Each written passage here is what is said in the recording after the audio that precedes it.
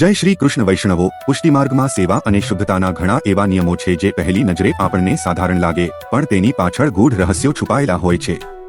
આવો જ એક વિષય છે વૈષ્ણવો માટે ઊંટની સવારીનો નિષેધ। શું તમે ક્યારે વિચાર્યું છે કે પુષ્ટિમાર્ગમાં ઊંટ પર બેસવાની મનાઈ કેમ છે? આજે આપણે આ વિષય પર શાસ્ત્રીય અને ભાવનાત્મક દ્રષ્ટિએ ચર્ચા કરીશું। વિજ્ઞાન અને અધ્યાત્મ બંને માને છે કે આપણે જે પ્રાણીના સંપર્કમાં આવીએ છીએ તેના ગુણોની અસર આપણા મન પર પડે છે। ઊંટ એ તામસ પ્રકૃતિનું પ્રાણી માનવામાં આવે છે। તેના ગળામાંથી નીકળતા ગુર્રાહટ જેવા અવાજો અને તેની ચાલ મનુષ્યના ચિત્તમાં એક પ્રકારની જડતા કે અશાંતિ લાવી શકે છે। ઠાકોરજીની સેવા માટે મન એકદમ સાત્વિક અને શાંત હોવું જોઈએ, જ્યારે ઊંટનો સંપર્ક તે શાંતિમાં ખલેલ પહોંચાડી શકે છે। ઘણા વૈષ્ણવોને પ્રશ્ન થાય છે કે શું ઊંટ પર બેસવાથી પ્રભુ સાથેનો સંબંધ તૂટી જાય છે? હકીકતમાં સંબંધ નથી તૂટતો, પણ સેવાનો અધિકાર એટલે કે શુદ્ધતા જોખમાય છે। જેમ લોખંડ પર કાટ લાગે તો તે મજબૂત હોવા છતાં તેનો દેખાવ બગડી જાય છે, તેમ ઊંટ જેવી તામસ સવારી કરવાથી વૈષ્ણવના જીવ પર દોષોનું આવરણ જામી જાય છે, જે તેને ભગવદ સેવા માટે અશુદ્ધ બનાવે છે।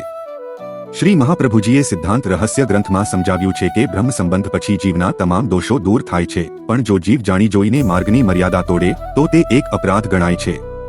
84 વૈષ્ણવની વાર્તામાં પણ ઉલ્લેખ છે કે વૈષ્ણવે પોતાની પવિત્રતા જાળવવા માટે આવા નિષેધ પશુઓના સંપર્કથી દૂર રહેવું જોઈએ।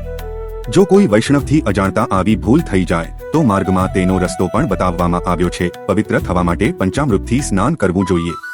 પોતાના આચાર્ય એટલે કે જે ગુરુદ્વારેથી બ્રહ્મ સંબંધ લીધો હોય ત્યાં જઈને દોષની નિવૃત્તિ માટે વિનંતી કરવી જોઈએ। ગુરુદેવ જે આજ્ઞા કરે તે મુજબ પ્રાયશ્ચિત કરવાથી જીવ ફરીથી સેવા કરવા યોગ્ય બને છે। પુષ્ટિમાર્ગમાં દરેક નિયમ પાછળનું મુખ્ય લક્ષ્ય એક જ છે, ઠાકોરજીનું સુખ। જો આપણું શરીર અને મન શુદ્ધ હશે તો જ આપણે પ્રભુને સાચો આનંદ આપી શકીશું। માટે આ સાવધાની એ બંધન નથી, પણ ભક્તિને શુદ્ધ રાખવાનો એક માર્ગ છે। આ જ્ઞાન વધુમાં વધુ વૈષ્ણવો સુધી પહોંચાડવા વિડીયો શેર કરજો।